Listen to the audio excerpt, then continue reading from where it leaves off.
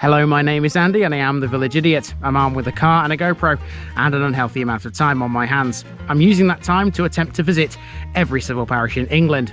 You're watching the Rushcliffe series. This is the southernmost district in Nottinghamshire and it contains 59 civil parishes of England. And there's some corkers down here. Let's dive in and check one out. Welcome back to Rushcliffe, everybody. Now I'm beginning this episode in an area of this parish called Highfields, and the original plan was to drive up this road here to our first landmark, but unfortunately didn't know this at the time. It's a private road, so I can't actually do that. I'll show you what's down there though, because there's a sign here. It is the Holy Cross Convent at Highfields, which you can find in the parish of Costock.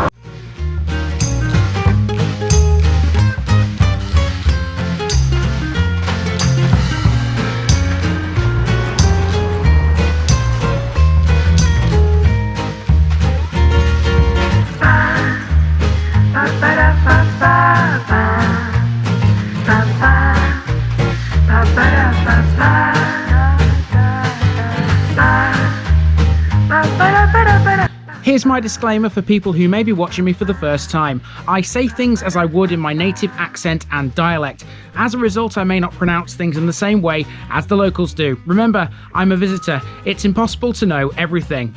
Leave me a comment, spin me a like and bash that subscribe button. Let's get to today's parish video.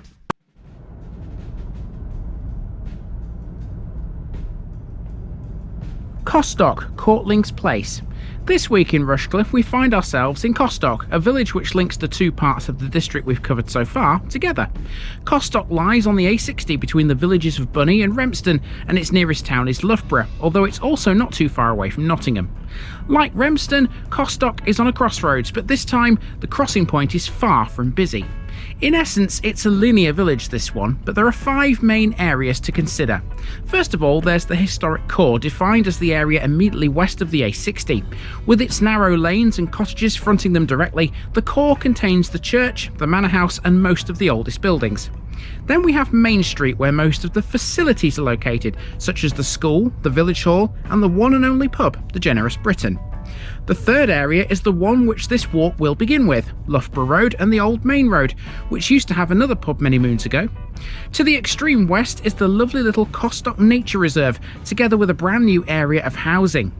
Finally, to the north is Highfields, where you'll find the Holy Cross Convent. So all in all, there's a bit to talk about here. Let's dive in and see what's what in Costock.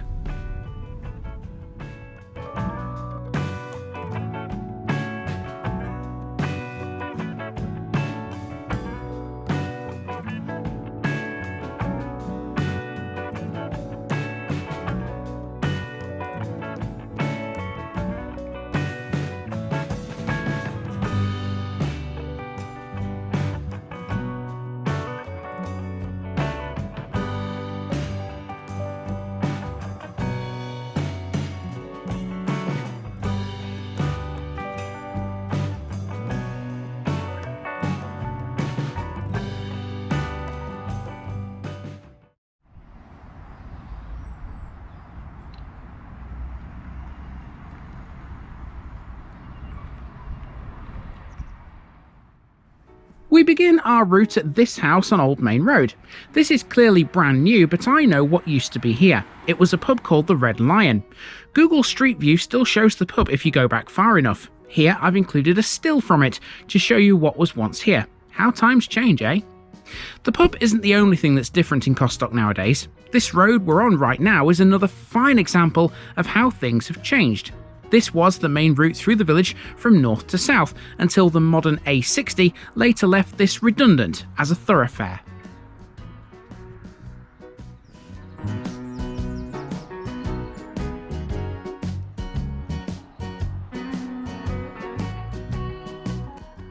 Speaking of the A60, here it is, and this crumbling old building is the former Condor Services. When it was in full swing, it was both a petrol station and a repair garage. Now it's a remnant of times past as traffic sails on by on the A60. There is still a motor-related business along here. You'll have to squint a bit to see it in the distance, but car dealership Parkland Motors is based here and have been since 2010. The road runs off towards Rempstone at that point, so after an about turn, we find ourselves on Main Street. This is the main route through the village from east to west. Here's a fun fact for you. Costock's name is actually a contraction. Its full title is Cortling Stock, but it's been known by this shortened title for over a century. Next is a parish notice board, and with Cortling Stock or Costock completed, we are officially a quarter of the way through the district. Over the road is the Generous Briton. Since the demise of the Red Lion, this has been the only pub in the village. It's one of the oldest pubs in the Loughborough area, having been at its current site since 1937. It stands on the same site as an original, much earlier public house dating from 1837.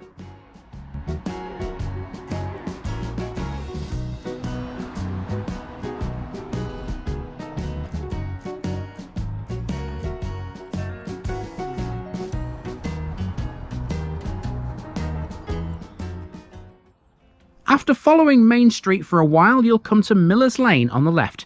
This is a dead end, but at the very limit of its civilization, you enter the one and only playground the village has to offer. This neat little children's amenity has plenty of play equipment and a couple of football goals. Now, I found a very flat football in here, so I simply couldn't resist. I scuffed the shot a bit, but hey, I was wearing wellies. Even so, no keeper was stopping that. This playground is around the back of the primary school. We'll get a look at the front of that as we make our way back shortly. You can follow a footpath from the playground to the Costock Nature Reserve. This lovely little area was developed in 2017, and originally it was earmarked for a brand new housing estate. Some houses have been constructed nearby, as you'll see shortly, but the reserve exists in order to preserve Costock's native population of great crested newts.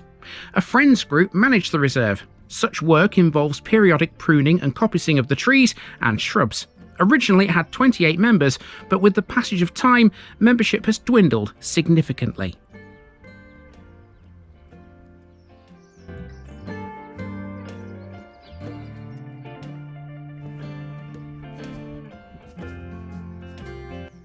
Now, have you ever wondered where church bellropes are made? Well, wonder no longer, because on the edge of the new housing estate is a modern rope works. This has been occupied by Ellis Ropes since 1988. In 2004, a second rope maker's, Pritchard's, was put into administration, and they moved into the same building. All bellropes made in Costock now are manufactured under the hybrid brand name Ellis & Pritchard. Right now it's time to make our way back from whence we came. Main Street has become Leek Road. We'll follow this for a short way next, before we come to the front of the school. The school is set back off the road. This is right next to the village hall, which used to be the original school building. It was built in the 19th century and it has two rooms, one a large hall, the other a smaller room. The premises are used by Costock Preschool every morning and on 3 afternoons a week. Otherwise, the village hall provides a base for parish council meetings and is also a bookable community venue. Outside these two landmarks is a bus stop. Costock is served by the number 863 to Ruddington, Keyworth and Willoughby on the Wolds.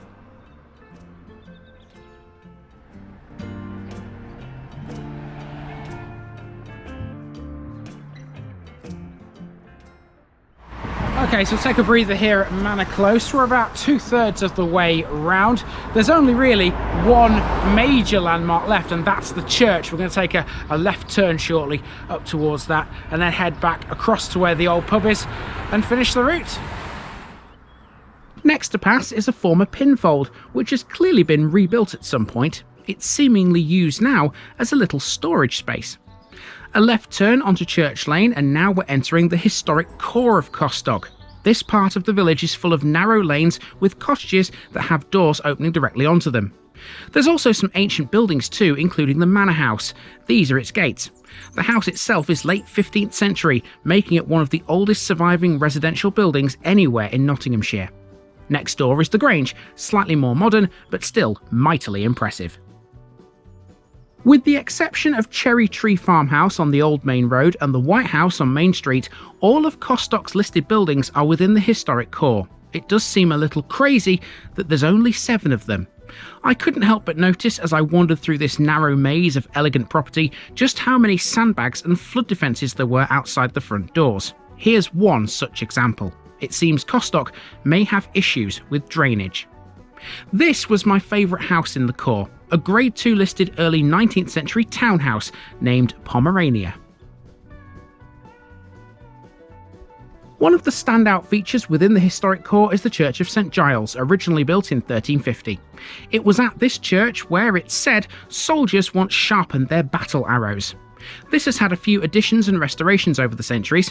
In 1848, a brand new north aisle was added by G.G. Place. The whole church was then thoroughly restored by Sir George Gilbert Scott in 1862. Its most notable features include a richly canopied recess in which lies the battered figure of a priest in robes. It's said that the head of this figure was knocked off by soldiers during the Civil War.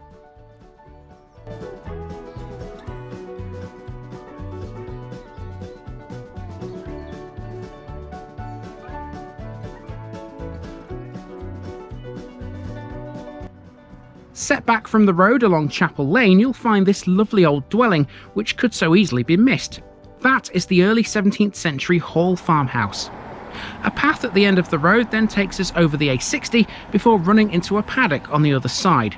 In truth, I could have just walked down the main road to get back to the start, but when did I ever do things logically? Crossing the paddock leads to the other end of the old main road, now a one-way street. It's also policed regularly because unfortunately its semi-abandoned nature makes it quite attractive for fly tippers. Okay, we're almost back to the beginning. You can see the site of the old pub where my car is parked, where we began about an hour ago. That's been the village and the parish of Costock. Well, almost, because remember, we began at Highfields at the Convent, and I haven't yet spoken about that. That's today's special section. The Holy Cross Convent at Highfields has been in existence since 2011, but the nuns who occupy it have been in the area for a lot longer. For 30 years, Anglican Benedictine sisters occupied the Grade 2 listed Rempstone Hall between Stamford-on-Soar and Rempstone. It was put on the market for £2.5 million, subsequently sold, and was replaced with the brand new purpose-built convent at Highfields. Rempstone Hall has changed ownership many times during its long history. It's thought to have played host to a number of illustrious guests, including Lord Byron and Florence Nightingale in its time. The nuns bought the 18th century mansion with its 22 acres of parkland for £110,000 in 1979, so they turned quite a profit. The sisters live under the Benedictine rule, and their daily lives are ordered to fulfil a balance of prayer, work and study. The community of the Holy Cross was founded in 1857 by Elizabeth Neal, sister of the hymnographer John Neal. In 1886, a mother house was built for the community in Sussex, which now finds itself here in rural Nottinghamshire after it moved to Rempstone Hall. The new convent at Costock has a kitchen garden which provides vegetables and soft fruit, a woodland and several acres of rough grassland that offer views over the surrounding countryside. All that remains now is to drive away from Costock, having explored everything it has to offer. You have to admit, despite its modest size, Costock has a lot of history, doesn't it? I'm hoping for more of the same in the next one. It's similar in many ways, but much more compact and clustered. I'll see you there in 7 days' time.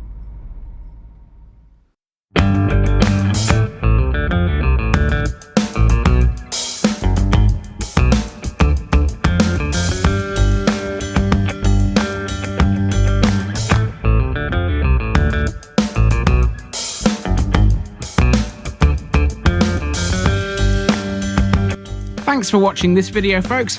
Don't forget to like this episode if you haven't already. It really makes a difference with YouTube. If you're new here, subscribe to the channel for more videos like this, and give us a share too if you've got friends who'd like it.